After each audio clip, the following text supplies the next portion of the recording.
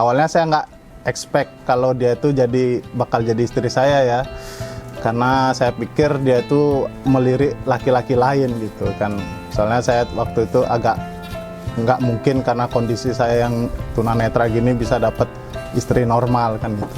Saya memilih Mas Ismail ini karena beliau seorang tunanetra yang mandiri, istilahnya dia kerja terus tidak diam di rumah. Yang kedua, beliau ini ngajinya Masya Allah banget. Kalau nggak mau nerima dia, saya nggak mau nikah. Nunggu berapa tahun lagi nggak tahu. Pokoknya saya nggak mau kalau nggak sama dia, gitu.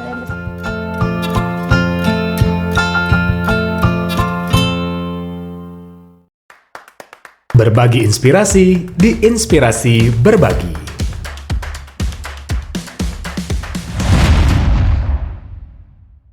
Assalamualaikum warahmatullahi wabarakatuh. Sobat Inspirasi, bayangkan jika kita memiliki pasangan yang mungkin saja bagi orang lain itu adalah sesuatu hal yang tidak bisa kita bersamanya. Tapi ternyata ada pasangan yang bisa menerima kekurangannya, apalagi ternyata tidak bisa melihat. Bagaimanakah seorang Mbak Yaya akhirnya bisa menerima kekurangan dari Mas Ismail yang tidak bisa melihat dari muda, dan akhirnya bisa menjalankan bisnis bersama, berumah tangga yang harmonis, dan tentunya bisa sampai surganya Allah. Kita akan cari tahu selengkapnya hanya di Inspirasi Berbagi. Assalamualaikum warahmatullahi wabarakatuh. Perkenalkan, nama saya Ismail Saleh Putra dan ini istri saya. Saya Siti Nurhayati. Kalau profesi saya itu terapis bekam pijat dan saya punya usaha jualan produk-produk kesehatan ya. Nama usahanya Pondok Healthy Bali. Nah, ini istri saya. Kalau saya di bidang kuliner, snack box, nama usahanya Dapur Raden.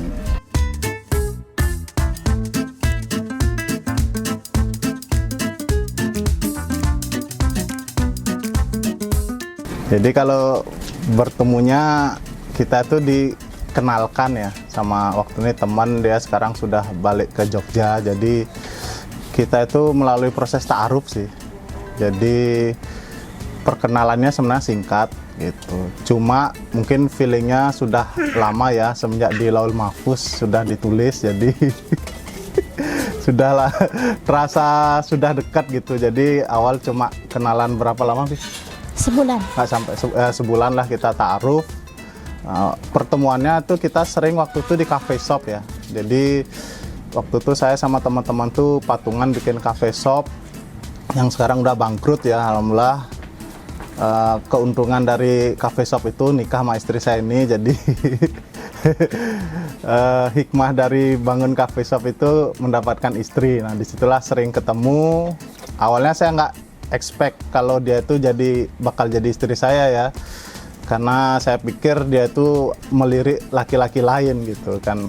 Soalnya saya waktu itu agak nggak mungkin karena kondisi saya yang tunanetra gini bisa dapat istri normal kan gitu.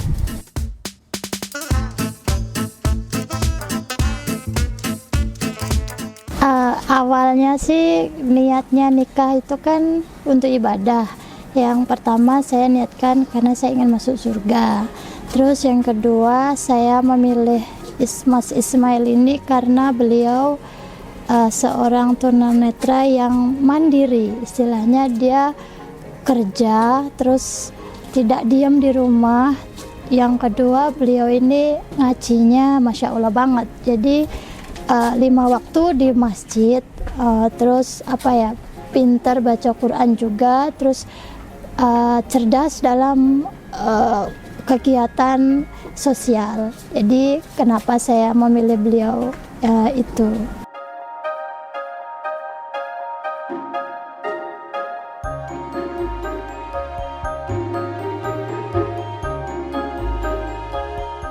Semenjak kerja itu memang setelah saya bisa mendapatkan kerja dalam kondisi tunanetra itu kan selanjutnya saya pingin punya pasangan ya, karena banyak istilahnya ustadz-ustadz bilang kalau kita nikah itu menyempurnakan agama, separuh agama. Dan disitulah saya mulai itu nyebar CV, walaupun ya banyak yang nolak atau gini ya, banyak yang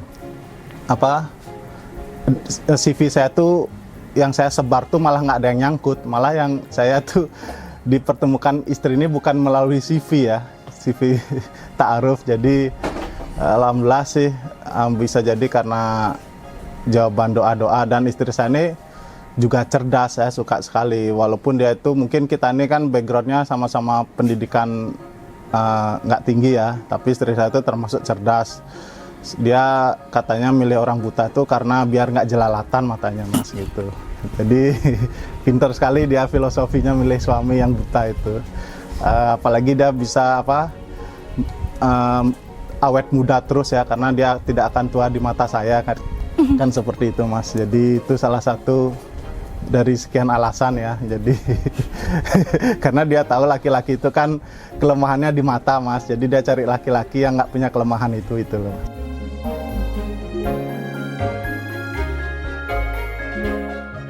Segala sesuatu itu saya serahkan pada suami. Jadi setiap keputusan saya pasti nanya suami dulu, karena kan suami yang lebih ngerti ya, lebih memahami apa yang kadang saya tidak pahami gitu. Jadi setiap ada aktivitas, ada orderan atau ada event gitu, pasti saya akan nanya suami, karena beliau yang mengetahui istilahnya lebih cermat lah, dia berpikirnya lebih panjang. Kalau saya kan mungkin hanya memikirkan saya harus begini, jualan kayak gini aja, nanti harganya gimana. Jadi saya lebih jadi saya memang perlu dia banget gitu ketika nanti ada orderan segini, ini hitung HPP-nya gimana. Jadi saya kan karena saya dalam kondisi pelajaran memang nggak begitu mengerti, jadi saya harus butuh dia banget. Jadi kemana-mana tetap harus sama dia. Walaupun disuruh sana ke kajian sendiri, tetap saya harus bawa dia, nggak bisa.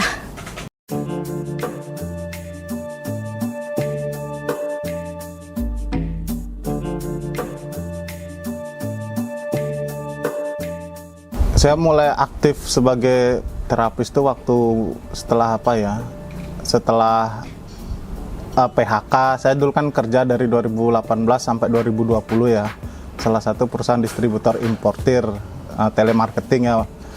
Terus waktu itu saya juga invest di cafe shop kan. Nah setelah itu bangkrut, itu kan masuk fase corona itu. Nah di corona itu kan pijet dan bekam itu kan nggak boleh ya, karena nggak boleh, pokoknya waktu itu istilahnya social distance ya, tapi ada beberapa produk seperti black garlic sama madu ya, madu itu yang meningkat. Jadi awal kita jualan produk kesehatan tuh di sana. Alhamdulillah kita aman dari COVID itu. Salah satu ikhtiar kita konsumsi itu madu sama black garlic. Disitulah kita mulai istilahnya menyebar luaskan ya, mulai terus kita bagi-bagi tetangga yang waktu itu kena isoman gitu. Disitulah awal bisnis di jualan produk kesehatan. Sampai selesai corona itu kan sudah boleh tuh pijet bekam itu ya, artinya kita sudah boleh, sudah hilanglah social distance itu. Disitulah sampai sekarang nih, malah 2021 itu saya nambah ilmu bekam ya. Alhamdulillah guru saya tuh yang ngajarin saya gitu, sampai saya menambah banyak sih produk-produk kesehatan lainnya gitu.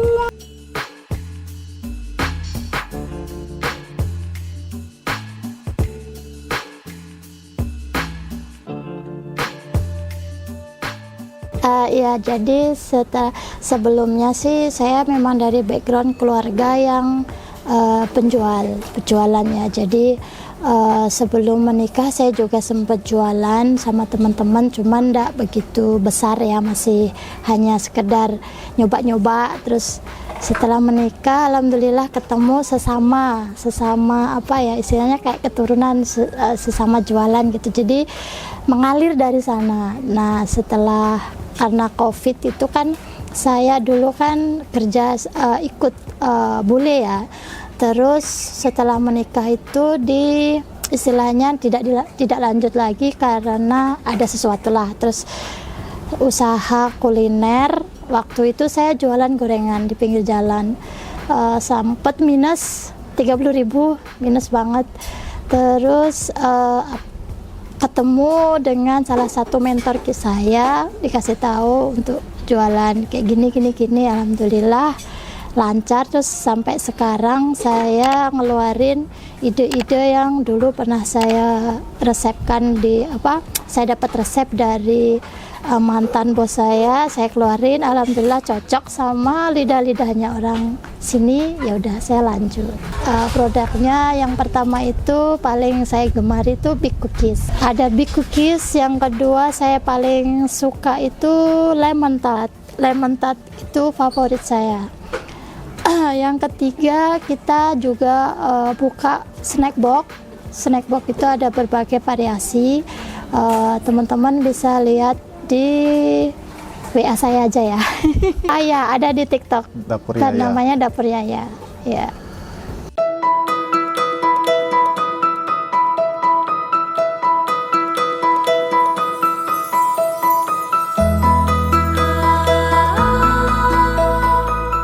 Awal kali terharu itu kan pasti waktu akad ya. Itu momen yang terharu. Terus momen selanjutnya tuh waktu hamil istri ya, mulai kan kayak ya Allah, ternyata saya dapat amanah menjadi seorang ayah kan gitu ya.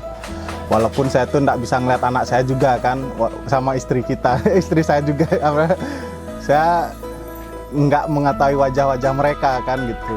Jadi kayak ya Allah, kalaupun saya nggak bisa lihat mereka di dunia, nanti izinkan melihat mereka di surga kan gitu. Doanya yang bikin terharu ya. Awal anak lahir, azanin itu saya mungkin terharu ya. Kalau momen lain ya hidup susah seneng.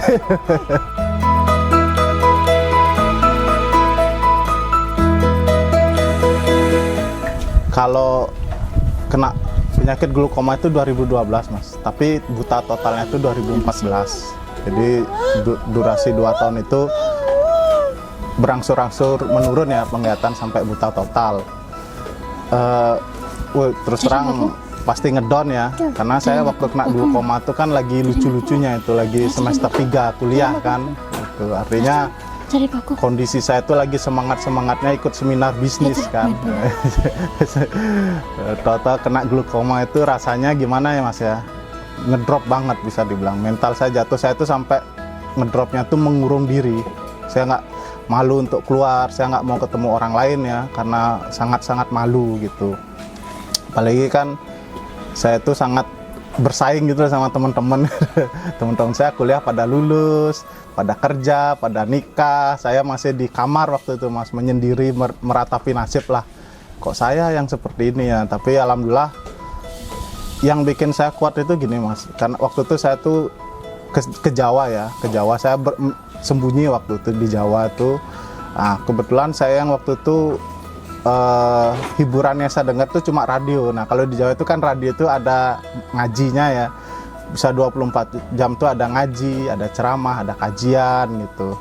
Ya walaupun lagu juga ada, cuma kebanyakan itu kan gitu.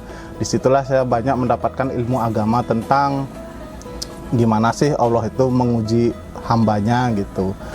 Bagaimana sebenarnya ujian itu pasti sesuai kemampuan. Terus setiap masalah tuh selalu ada solusi ya. Jadi dari kajian-kajian melalui radio itulah saya tuh mulai mendapatkan harapan hidup baru gitu, bahwa bisa jadi yang Allah berikan kepada saya ini kan yang terbaik, karena memang benar Mas, hikmahnya tuh banyak. Salah satunya dulu saya mungkin anak nongkrong ya waktu kuliah ya, sama teman-teman yang teman saya itu kan band-band indie populer ya. Nah begitu saya kondisi gini, artinya teman-teman saya yang dulu itu hilang gitu loh, dan Allah ganti dengan teman-teman yang lebih keren, seperti Mas Oman tahu sendiri ya, pengusaha muslim yang soleh-soleha itu. Dan disitulah saya mendapatkan banyak ilmu. Artinya Allah gantikan orang yang lebih peduli dunia akhirat gitu loh Mas. Artinya saya mungkin dijauhi oleh teman-teman saya dulu, tapi Allah ganti dengan jamaah-jamaah di masjid atau orang-orang yang dia itu bisa mengajak kita ke surga lah. Itu sih hikmah, salah satu hikmahnya ya yang mungkin saya dapatkan. Terus yang saya dapatkan juga istri yang benar-benar menerima apa adanya kan gitu ya. Sebentar. Saya yakin sulit ya kalau istilahnya apa mencari pasangan yang tidak normal kan, pasti dia satu dia akan mobil apa pesanan? digunjing oleh keluarganya, itu kan pasti ya. Yang kedua dia pasti akan merasakan nih kayak sana kan tunanetra ini kan nggak bisa ngendarain motor mas gitu karena nggak punya SIM kan. Kalau ada boleh SIM tembak saya mau bikin sih.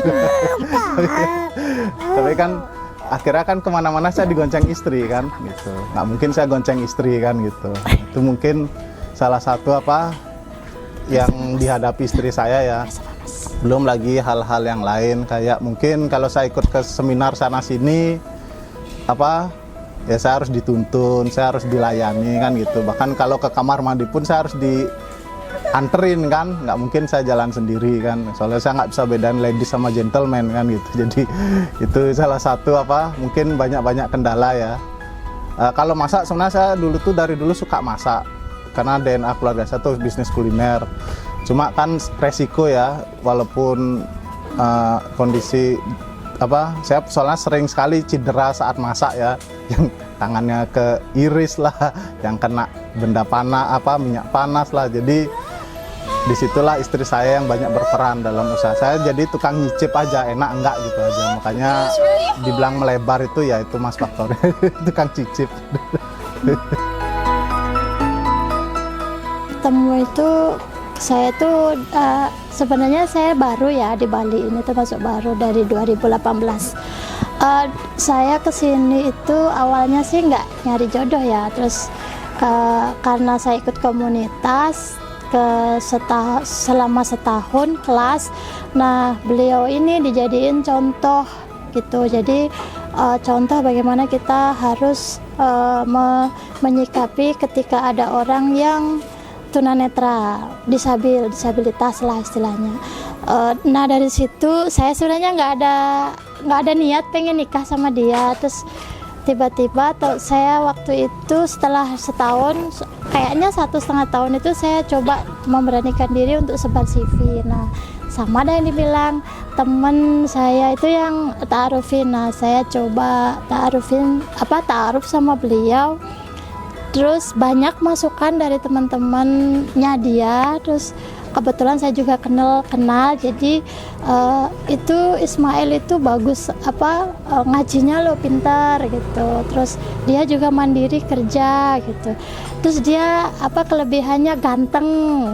Nah apalagi kamu mau nyari yang kayak gimana gitu, terus akhirnya saya oh iya ya bener juga ya gitu. Ya udah saya ikhtiarkan, bismillah saya coba ta'aruf sama dia. Terus awalnya sih keluarga nggak setuju ya, kalau bisa nyarilah yang sempurna, maksudnya yang bisa ngelihat gitu. Terus saya bilang pokoknya saya nggak mau, kalau nggak mau nerima dia saya nggak mau nikah, nunggu kapan nunggu berapa tahun lagi nggak tahu, pokoknya saya nggak mau kalau nggak sama dia gitu. Terus nggak tahu mungkin doanya dia ini ijabah ya, terus lancar banget mas. Jadi nggak ada istilahnya, saya juga nggak ada nantinya gimana ya setelah nikah sama orang buta tuh gimana, saya tuh nggak ada pikiran loh.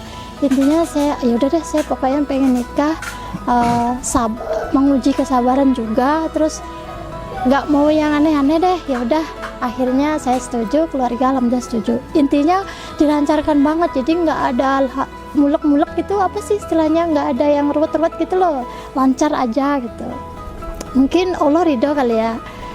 Semua dari acara ta'aruf, lamaran dan akad itu alhamdulillah lancar banget, nggak ada halangan gitu. Ya mungkin Allah ridho saya sama dia gitu. Tantangannya kita lebih kayak ke ekonomi kali ya, ekonomi. Ya soalnya kan kita dari background yang rendah ya. Kita apa ya Bia? Jatuh bangun nama saya bangun usaha tuh jatuh bangun, terus ada juga sampai sedih apa ya, yang lain nikmati hasil, kita sebulan kadang sampai nggak ada hasil itu ada. Tapi alhamdulillah sih bersyukur apa ya, sama mertua juga istilahnya sama-sama gitu. Itu sih mas. Tapi saya tuh nggak ada ya yang sampai ngedown banget, itu hampir nggak ada sih, karena kan sudah ikhlas ya istilahnya, ya sudah legowo nerima apa adanya gitu. Jadi nggak ada yang kok hidupku kayak gini ya, karena kan dulu megang uang gede ya, tiba-tiba nikah sama dia kan dari 2 digit 1 digit pun nggak ada gitu, kok begini ya. Tapi saya nggak sampai ngeluh banget istilahnya ya, mungkin suatu saat pasti kita akan up lagi gitu ya, apa ya, banyak bersabar sih.